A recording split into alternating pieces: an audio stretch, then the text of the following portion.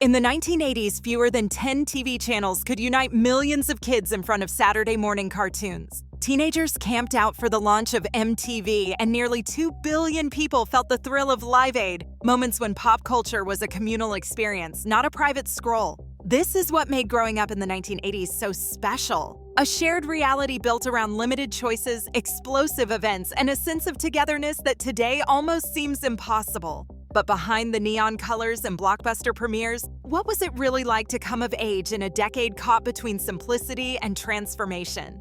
Let's rewind to discover why this era left a mark that refuses to fade. Saturday mornings in the 1980s belonged to us. There was no streaming, no DVR, and definitely no YouTube. Instead, we would wake up early, sometimes before our parents, to claim the best spot in front of the family TV. With only 3 major networks competing for our attention, the choices were limited, but the excitement was real. ABC, CBS, and NBC each rolled out their own blocks of cartoons, carefully scheduled so you had to make tough decisions. Catch the new episode of He-Man or flip over to see what the Smurfs were up to? For a few precious hours, the world shrank down to cereal bowls, pajamas, and the glow of the screen. By mid-morning, the cartoons faded out and the house filled with the sounds of chores or errands, but the shared experience lingered. Monday at school, the playground buzzed with debates. Who was stronger, Optimus Prime or Lion-O? Did anyone else catch the cliffhanger on Inspector Gadget? These shows were not just background noise, they were the glue that held together entire friend groups, sparking arguments, alliances, and inside jokes that lasted all week. Primetime had its own rituals. Families would gather in living rooms, sometimes negotiating over the remote, to watch sitcoms like Cheers, Family Ties, or The Cosby Show. With no way to pause or rewind, every episode was an event. If you missed it, you missed it. Simple as that. Parents and kids alike would quote their favorite lines at dinner, and the next day's water cooler talk at work or school always circled back to what happened on TV the night before. Evenings and weekends revolved around these communal appointments. The scarcity of channels meant that millions tuned in at the same time, creating a shared rhythm that pulsed through entire neighborhoods. In living rooms across America, laughter and drama unfolded in sync, and for a few hours each week, it felt like everyone was part of the same story. August 1st, 1981 changed everything. At midnight, MTV flickered to life with a grainy blast of Video Killed the Radio Star. And suddenly, music wasn't just something you listened to, it was something you watched, dissected, and dressed up for. 5 VJs, each with their own hair and attitude, became as familiar as your favorite teachers. If you were lucky enough to have cable, you'd catch Madonna spinning across the screen in lace gloves and layered necklaces, rewriting the rules of what a pop star could look like. Michael Jackson's Thriller wasn't just an album, it was a short film, a Halloween ritual, and the best-selling LP of all time. When the Thriller video premiered, kids and parents crowded around TVS, practicing the dance moves and arguing over who nailed the moonwalk best. Blockbuster movies turned summer into a series of must-see moments. E.T. pulled in over $350 million at the box office in 1982, while Back to the Future made time travel look cool and gave us a new reason to want a DeLorean. The Brat Pack, Molly Ringwald, Emilio Estevez, Judd Nelson, made high school heartbreak and cafeteria showdowns feel universal. If you didn't see The Breakfast Club or Ferris Bueller's Day Off on opening weekend, you risked being left out of every conversation for weeks. Then came Live Aid in July 1985, a global concert that felt like the whole planet tuned in at once. An estimated 1.5 to 1.9 billion people, nearly 40% of the world's population, watched Queen, U2, and Madonna perform across 2 continents. For one day, music connected bedrooms in Ohio to living rooms in London and villages in Kenya. These weren't just events, they were cultural flashpoints that everyone shared, whether you were glued to the TV or listening through a neighbor's open window. The sense of being part of something huge, something everyone was talking about, was electric. And it set the stage for the next wave of wonders that would land right in our own hands. Before the internet, before smartphones, power meant having your own tech, something you could hold, wear, or plug into the wall. The first time someone clipped a Sony Walkman to their belt, the world changed. Suddenly, music wasn't just for car rides or family stereos. You could soundtrack your own life, one cassette at a time. The Walkman sold over 100 million units, and it didn't matter if you were blasting Def Leppard or quietly rewinding a mixtape. What you listened to was finally your business. Earphones in, world out. Even mowing the lawn felt epic with your favorite song on repeat. But the real magic happened in living rooms and bedrooms, where pixels and beeps brought families together and sometimes kept siblings up way past bedtime. The Nintendo Entertainment System, or NES, landed in America in 1985 with a promise. Video games could be more than a passing fad. After the great video game crash just 2 years earlier, retailers were skeptical. Minoru Arakawa, Nintendo's US chief, didn't just sell a console, he sold trust. Store demos, game counselors on the phone, and that gold Nintendo seal of quality on every box. By the end of the decade, NES had found its way into nearly every neighborhood, with Super Mario and Zelda turning basement rec rooms into adventure zones. Game nights were a family event, with parents, kids, and even grandparents taking turns at Duck Hunt or Tetris. Not everyone was content to just play. Across the country, bedroom lights glowed late into the night as kids tapped away on Commodore 64's Apple IIs or ZX Spectrums, learning BASIC from magazine pages or swapping floppy disks at school. These early coders wrote their own games, traded tips at computer clubs, and sometimes even saw their creations published. The DIY spirit was everywhere. If you could dream it and type fast enough, you could make it real. For a generation raised on arcades and cartoons, the leap from playing to creating felt like pure wizardry. Owning a gadget in the 80s wasn't just about showing off, it was about carving out a private world, shaping your own fun, and maybe, just maybe, getting a glimpse of the future before anyone else. Whether you were plugged in, powered up, or programming, the decade's tech made every kid feel like they had a little piece of magic in their hands. In 1983, the holiday shopping season turned into a contact sport. Parents lined up outside department stores before sunrise, clutching coffee and hope, all for a chance to snag the year's hottest toy, the Cabbage Patch Kid. These weren't just dolls, they were adoption certificates, yarn hair, and the promise of playground bragging rights. But supply never matched demand. News reports from Wilkes-Barre to Brooklyn told of shoppers elbowing through crowds, snatching boxes off shelves, and in some cases, wrestling each other to the ground. Store managers called for backup, aisles got trampled, and broken displays littered the floor. The company behind Cabbage Patch Kids sent urgent memos warning retailers to beef up security, but nothing could stop the frenzy. For a few wild weeks, parents became competitors, and each doll was a golden ticket. While the grown-ups battled it out in toy stores, kids faced their own obsession, one with 6 sides and 43 quintillion possible combinations. The Rubik's Cube looked innocent enough, but it turned living rooms and classrooms into arenas of quiet concentration and not-so-quiet frustration.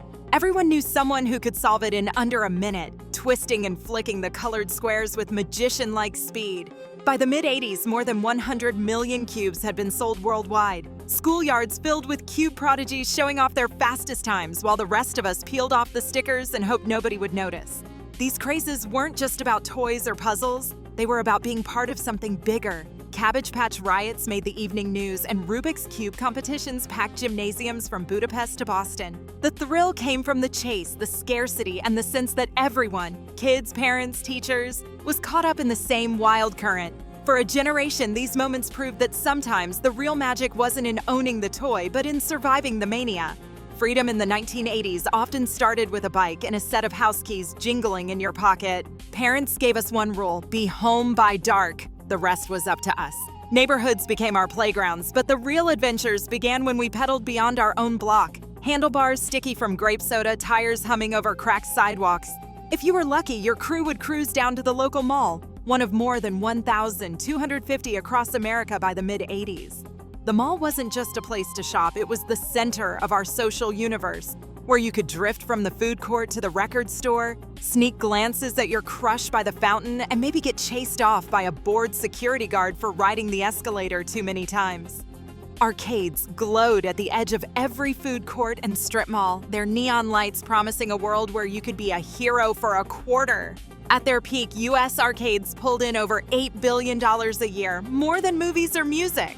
High scores weren't just numbers, they were bragging rights that could make you a legend, at least until someone with faster reflexes showed up. Regulars staked out their favorite machines, pockets heavy with tokens, eyes locked on the flickering screens of Pac-Man or Galaga. But not all our rituals cost money. Making a mixtape was a rite of passage, one side of a cassette, 30 minutes to fill with the perfect blend of songs. You'd wait for hours, finger poised over the record button, ready to catch that opening riff off the radio. Trading tapes with friends wasn't just about music. It was a way to share secrets, jokes, and the soundtrack of your summer. Our world was built on these unsupervised spaces. Open roads, crowded malls, glowing arcades, and the hiss of a fresh tape, all stitched together by the thrill of doing it our way. Somehow, the louder your outfit, the more invisible you felt. The 1980s didn't just encourage boldness, they demanded it. Leg warmers, once meant for dancers, ended up wrapped around the ankles of everyone from the soccer kids to mathletes. You didn't have to set foot in a gym to rock a pair. The only real workout was keeping your neon socks from slouching.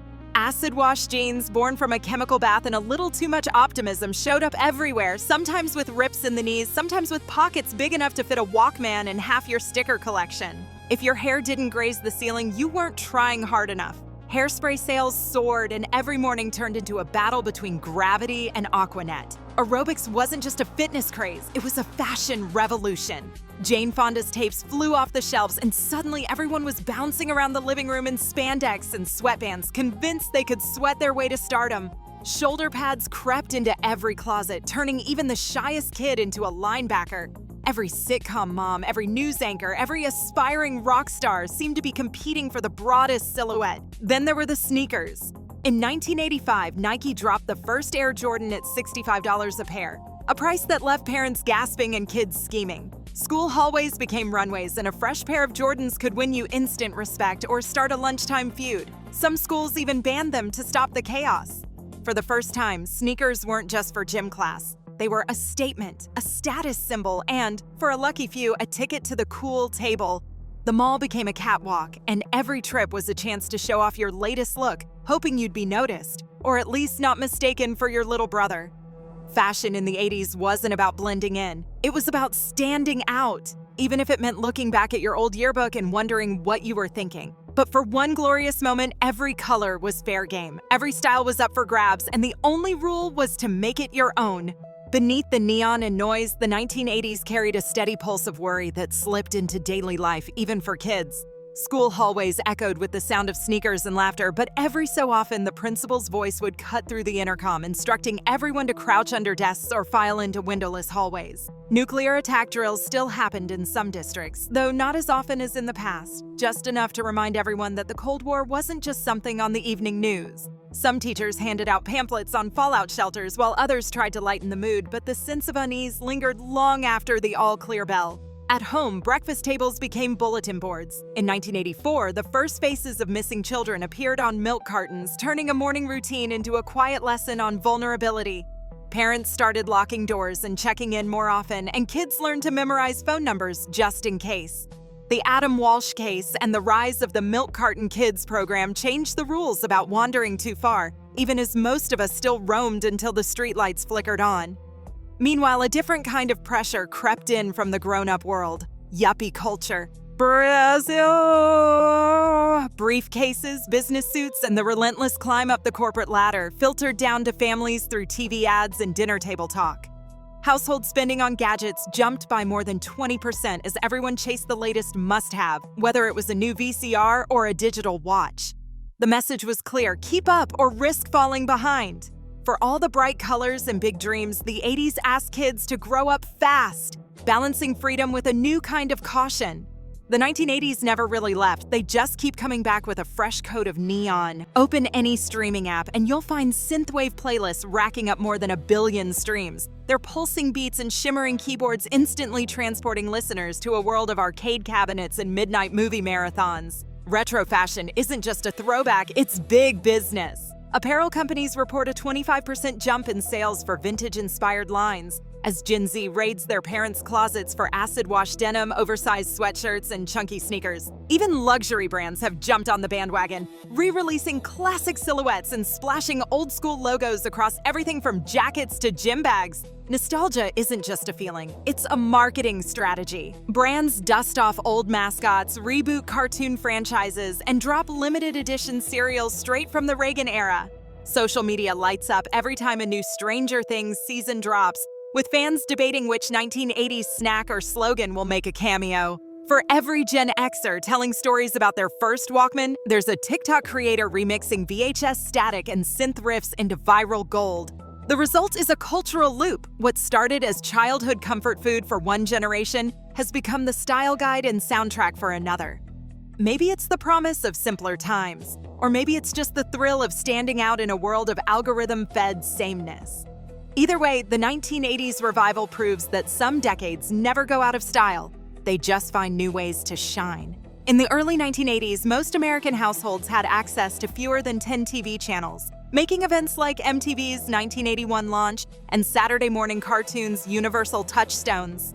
The Walkmans sold over 100 million units worldwide, and arcades brought in $8 billion annually, proving that new technology and toys could unite a generation in excitement and play.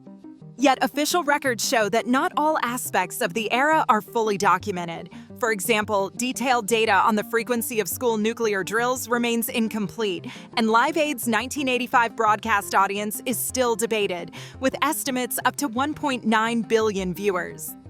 Today, the 1980s continue to shape culture. Synthwave music has surpassed 1 billion streams, and retro fashion sales have risen by 25%.